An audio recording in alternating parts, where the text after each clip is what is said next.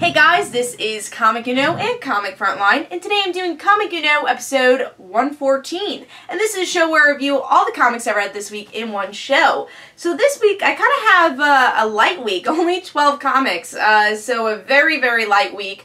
Next week will also be a light week, but then after that, October is going to explode with so many comics. So this is definitely, I don't know why I can't think of the gust before the storm. I don't know.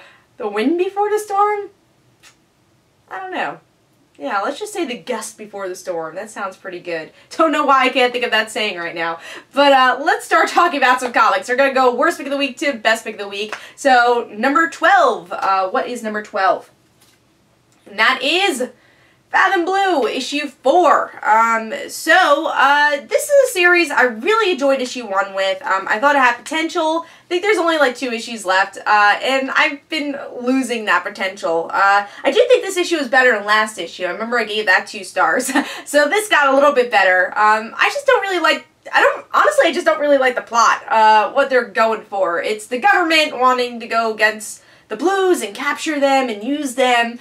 And then you have this team that was captured by the government, but they don't really want to be captured, and they're trying to figure out a plan to go against the government.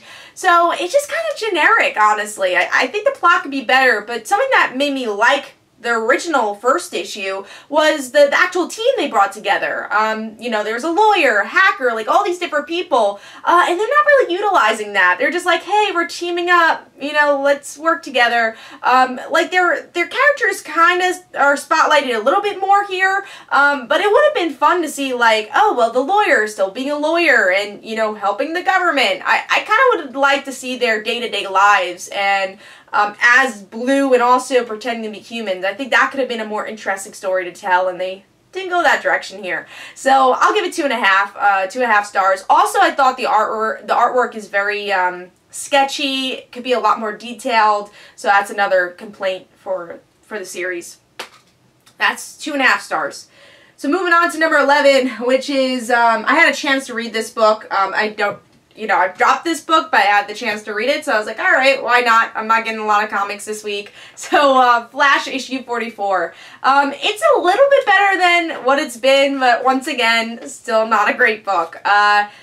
There's possibilities of Wally, well, honestly, I think they show that Wally's getting powers here, but, you know, Wally becoming Kid Flash, so we're, like, starting that soon, and he feels like Wally, like, a little bit more, at least. So that's always good to see. He's not as bratty as he was when they first introduced him. And then I really like the story with the captain dating the Pied Piper, and, like, how he's fearful of the police seeing him date, you know, a villain, so I like that story.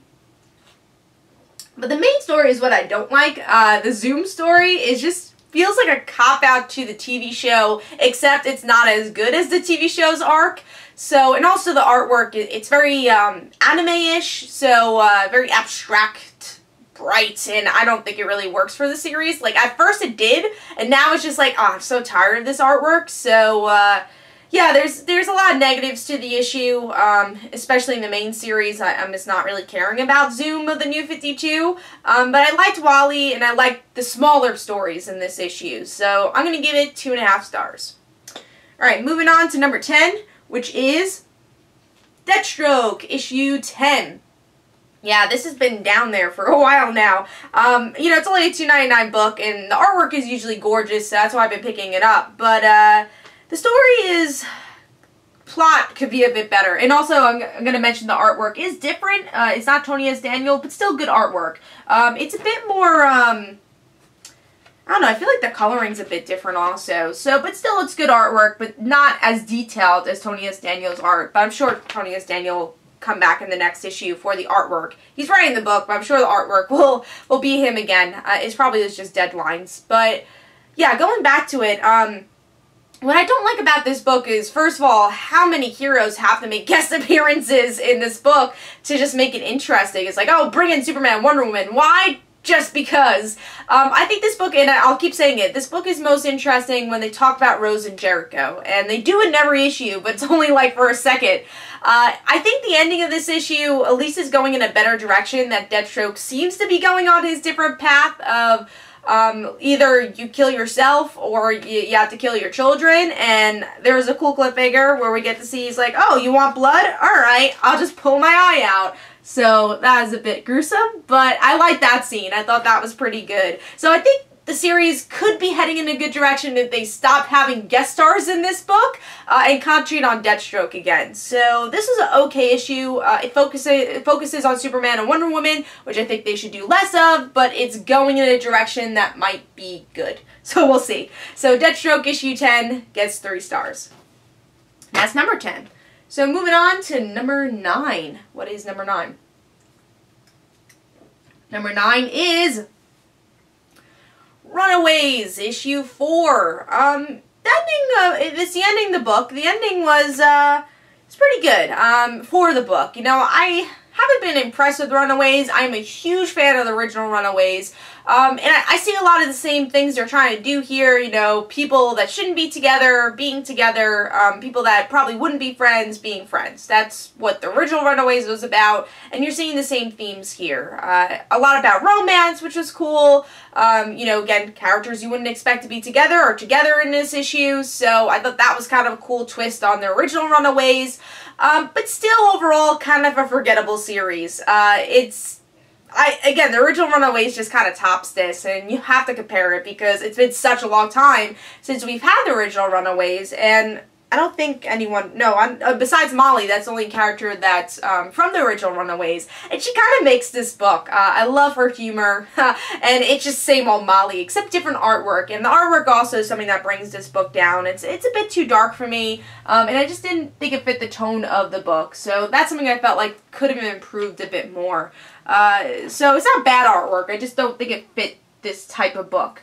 But yeah, I thought the ending was pretty good. You see, you know, stuff fall apart because Valeria is just like, forget about the school. And they're like, seriously? Yeah. So like through 4 issues, they're trying to run away from the school and it's like so easy to beat them. I thought that was a bit weird. But I liked where the team was at, that they ran away and now they actually are a team. So I enjoyed that. I enjoyed the fight, I guess, against the school, but it was a bit too easy by the end. It's just like she gives up and she's like, I'm gonna go to my daddy now, doom god. So that was a bit weird. So yeah, overall, there are some positives to the book. Like I said, some relationships that are created, some funny moments between characters, but the plot could have been a lot stronger, and I thought the ending could have been a lot stronger. And I guess the series overall could have been a little bit more memorable. So, Runaways issue 4 gets 3 stars. Alright, so now we're moving on to number 8, which is We Are Robin, issue 4. And this wasn't a bad issue. You know, I dropped We Are Robin for issue 3, picked it up for issue 4 because of Batgirl. And finally, we're getting a story from another Robin, which I don't really get her character too much because I guess she's, has something mentally wrong with her because she's seen Batgirl when Batgirl's not there. But she, you know, she has, she's a fan of Batgirl. And then she's actually able to meet Batgirl by the end, and Batgirl, you know, Barbara says, hey, you know, you're doing good. Just remember who you are, remember your legacy, and that you're a Robin, and that means something. And I thought that was a cool ending, and overall, it's a really cool artsy book. I really like the artwork for the series. I thought it fit this tone of the book. It didn't really make me say, hey, I'm going to pick up We Are Robin issue 5, but I like this as a standalone book. I thought it was a good story for Batgirl and this new Robin. At least we're learning a bit more about the other Robins. So, We Are Robin issue 4 for me gets 3.5 stars. I thought it was a pretty good issue, but still not tempted to really get more of the series.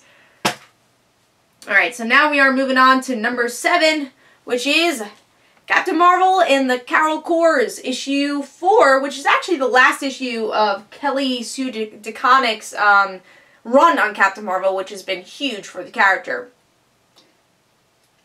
So with this issue, we get to see that, you know, obviously Carol wants to defeat the Thors, and she has this big battle with one of the Thors. It tries to explain, hey, we kind of have to, like, see what's up there. You know, let us see what's up there. And then another Thor really quickly, for some reason, says, yeah, I guess you're right. And she ends up teaming up with Carol. And Carol and her friends, the Banshees, they end up going in the sky and saying, oh, wait, we discovered something. We don't really know what they discover, but it seems like a good thing. And they're able to escape this Doom world, or their bracket of Battle World. And I thought it was a fun book. I don't know if it was the best Captain Marvel issue, or I don't know if Captain Marvel and Carol Kors was the best Captain Marvel story to end Kelly Sue DeConnick's run, but it was good. I liked, you know, the Banshee's relationship with Carol. I liked the ending. It made sense. Even though, again, the Thor, you know, changing sides so quickly, I don't know if it made sense, but story overall I thought flowed well. Artwork was really well done, fit the tone of the book. So yeah, overall, I thought it was an okay ending to the miniseries, and an okay ending to DeConnick's run. But I am excited to see a new creative team on the character, so I'll give it 3.5 stars. I thought it was okay. Alright, moving on to number 6, which is... Number 6 is Star Wars Kanan, issue 6.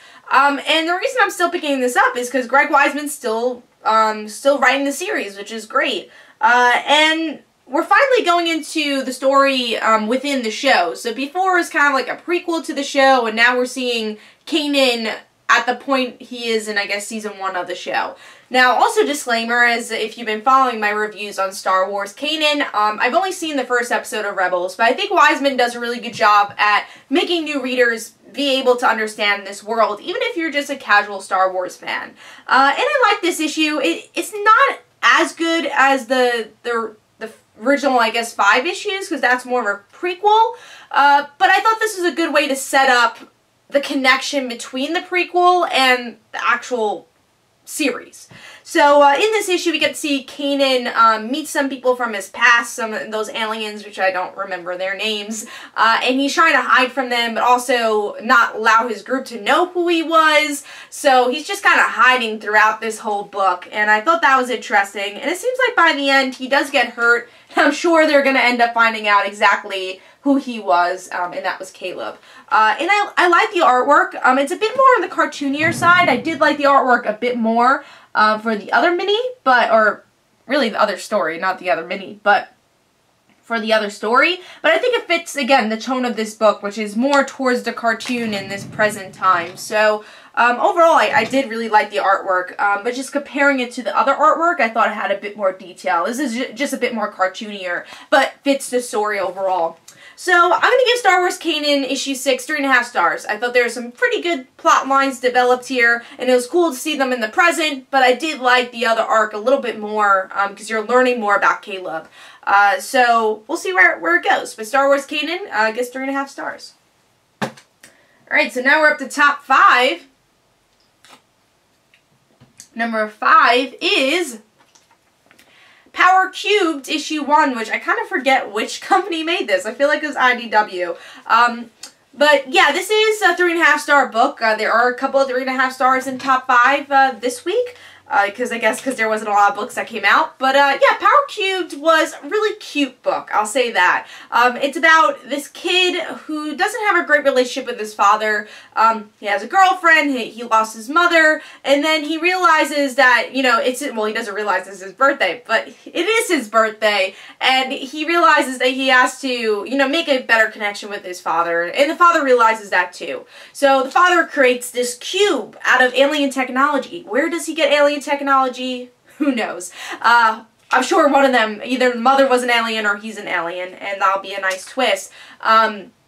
But this cube is able to create anything it wants, but it has to be in the volume of whatever it was created from. So if it's a toaster, it's going to be the size of a toaster. So he makes a car, and it is the size of the toaster. So I thought that was pretty cool. And this character has a really wide imagination, which obviously works for this type of power. And by the end of the issue, there's this really cool cliffhanger of this government lady saying, "You're coming with us. Come on." And there's these 2 henchmen that are looking for him. You know, there's a lot of like cliche moments here, but I think it fits for the story. It's just kind of this cute story with a lot of imagination, which I enjoy. I like the supporting characters, I like his girlfriend, I like the father. I like the villain for the most part, even though he feels like very, you know, like kind of like Phineas and Ferb, that villain, Doofenshmirtz, I don't know how to say his name. You know, that villain where he's just kind of like this cartoonish villain, but it still works. It works for the series, and I had fun with it. It's a 3.5-star book. It's not perfect. The artwork is a bit bright. Well, the colors are a bit bright, but it gave me enough to read the next issue, and, you know, I feel like it was at least our original title. So, Power Cubed issue 1 gets 3.5 stars, and that is my number 5. Alright, moving on to number 4, which is Batgirl issue 44. A bit lower than it usually is. Usually it's in top 3. But I thought this issue was a bit weaker than what we've been getting. There's a lot of story that's progressed. We get to see that Velvet Tiger is the villain of the story, and she's this tech villain, so she's able to use her technology to defeat Batgirl for the first round, which was kind of weird because Batgirl felt very surprised by it. It was like, come on, Barbara knows a lot about tech. It's kind of weird that she was outsmarted by this person, so that maybe, you know, took me out of the book a little bit. And then, you know, she's able to defeat Velvet Tiger with the help of Frankie, actually, so Barbara still has to decide if, you know, Frankie's gonna be a hero or not, or if she could or should be a hero. So that's something that's happening. And also you get to see Luke and Barbara have a little bit of a romance. They kiss in this issue. Really abruptly, though. Like, obviously I was expecting it, and I was like, alright, let's see how this relationship works out. Hopefully there's a good build-up. And there really wasn't a build-up. I'm like, where did this chemistry come from? So hopefully they build up on this chemistry between Luke and Barbara, because she just dated Dick, well, not recently, but obviously she dated Dick for a while. So Dick Grayson, one person of the Bat family. Second was Jason Todd. They had a thing in Batman Eternal. And now Luke. I think it's a bit weird that she keeps jumping off of all these Bat family members. But at least Luke understands her because they're in the same situation and know each other very well. I didn't really see the chemistry there. So hopefully that develops. I thought that was actually a big negative of the issue.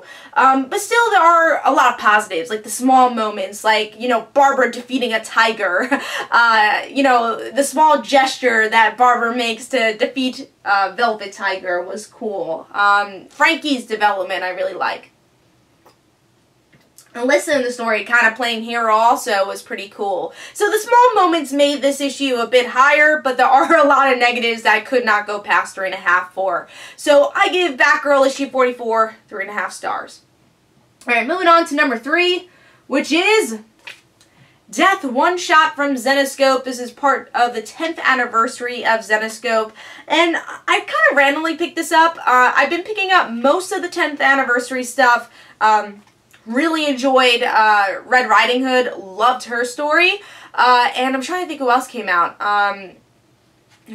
Cinderella, I think, is having one. So yeah, there's Selma, you know, Snow White is having one of them. But yeah, Death is a character I've been kind of following with Tales of Terror. I've been reading Tales of Terror, didn't know if her character existed or not before this, and it seems like for the series she didn't. But what I really liked about this issue, it wasn't a double-sized Tales of Terror issue. It actually was an issue about Death herself.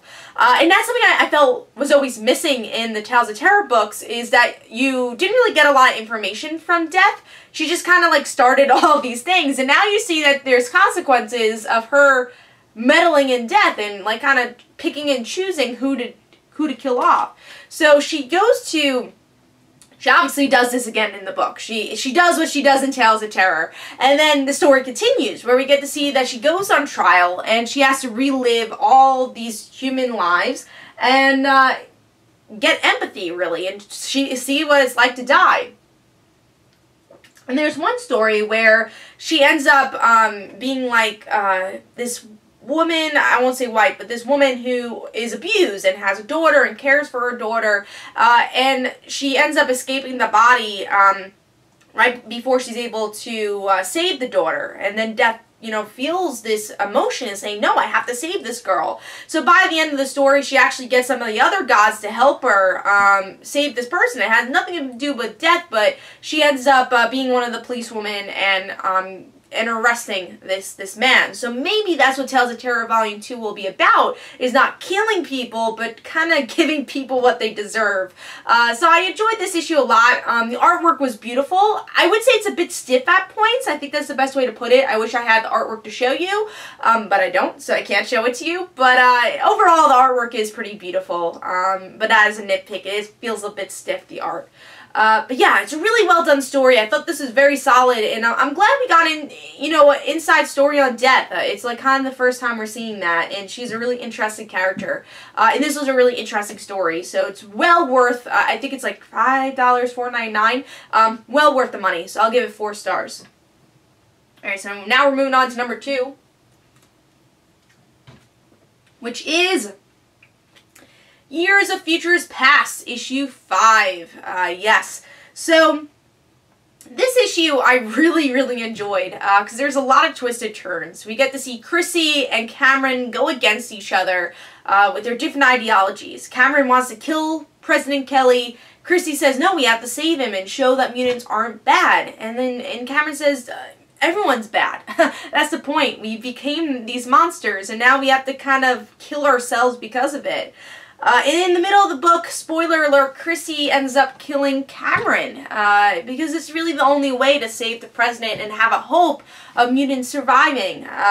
So everyone's really upset, but, understands why Chrissy had to do it. And we see that President Kelly's kind of on the side of the mutants, where he's like, oh no, don't hurt them, don't do anything, they saved me. So I guess it's going in a positive direction for the mutants, but by the end, it's a really cool symbolism in this issue, because throughout the issue they have symbolism about tigers being monsters, but also being in the verge of extinction. And then you see that this monster, the tiger, actually goes up to Kitty Pryde. So you see that the mutants have become monsters themselves by killing one of their own to try to well, really, do the ends justify the means, so that's kind of what this whole story is about. Artwork is beautiful, really highlights the shocking moments like this. Beautiful artwork, and just a really well done story with a lot of politics, which, X-Men's always been about, but a lot of symbolism at the same time, and just a lot of emotion. So, Years of Futures Past for me gets 4.5 stars. I thought it was a really well done book, and that was number 2. Alright, so what was number 1? What was pick of the week? That is Grayson issue 12. Now, this is a book I usually do not pick up, but from what I saw with the cover, I was like, oh cool, Dick Grayson's coming back to Gotham. The reason I haven't picked up Grayson was because I don't really like the espionage story that much. I just don't feel like it fit Dick Grayson, so I'm like, it's not my type of story. So I was like, I'll wait until Dick Grayson becomes either Nightwing or, goes back to Gotham and interacts with his family again. So that happened in this issue. In this issue, he goes back and he talks to Bruce to see what's up with Bruce, because obviously he knows things that happen to him, and that he's not Batman anymore. He doesn't really remember anything. So Dick Grayson realizes that Bruce is happy, and he's like, alright, at least I know he's happy. And Spiral ends up knocking Bruce out and telling Dick Grayson he has 24 hours to wrap everything up, but he has to go back with them, or else they will reveal that Bruce Wayne is Batman. So Dick Grayson's like, alright, let me, let me tell my family that I'm not dead. So he goes to Jason and Tim. They're both upset. They're like, really? We're family. We shouldn't lie to each other. That was the point. That's why Death of the Family was okay, that Bruce lied, because we knew we wouldn't lie to each other. So Dick Grayson gives 2 batarangs. He gives the first 2 batarangs that Batman ever had. He gives them that. And then he meets up with Barbara. And Barbara's not having it either. She's just like, what? Of course, you come face to face to me, with me in my annual, in the Batgirl annual.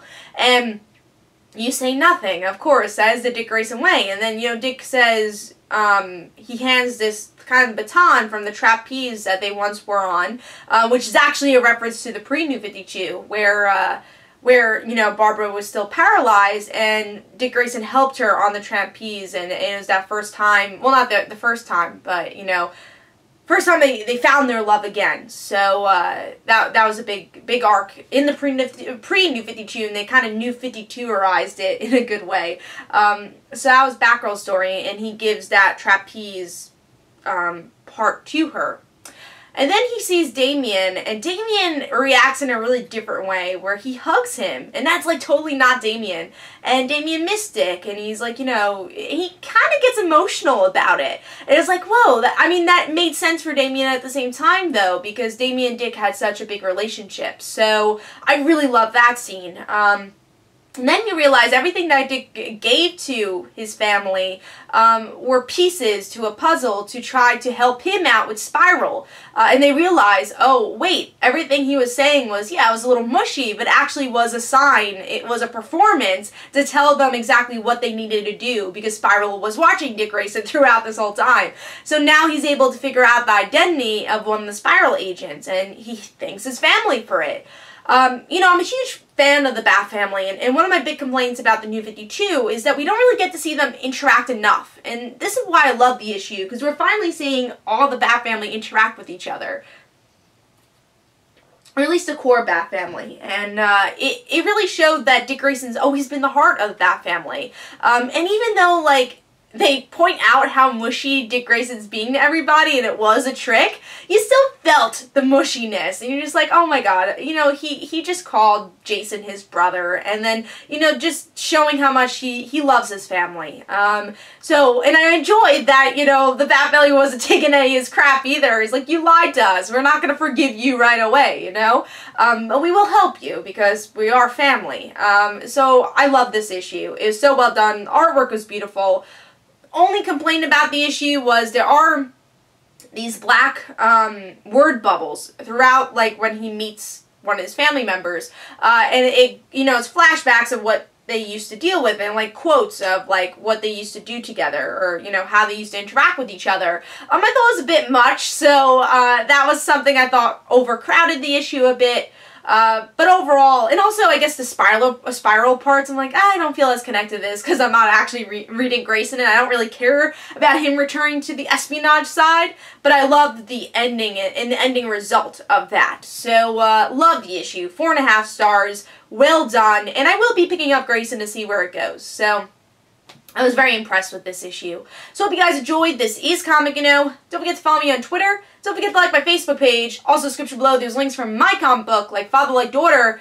And don't forget to like the Facebook page of Like Father Like Daughter. Don't forget to check out the Kickstarter for Father Like Daughter, which is annotated. And guys, in the comments below, let me know your worst pick of the week, your best pick of the week, and everything in between. This is Comic and I'll see you guys later. Bye.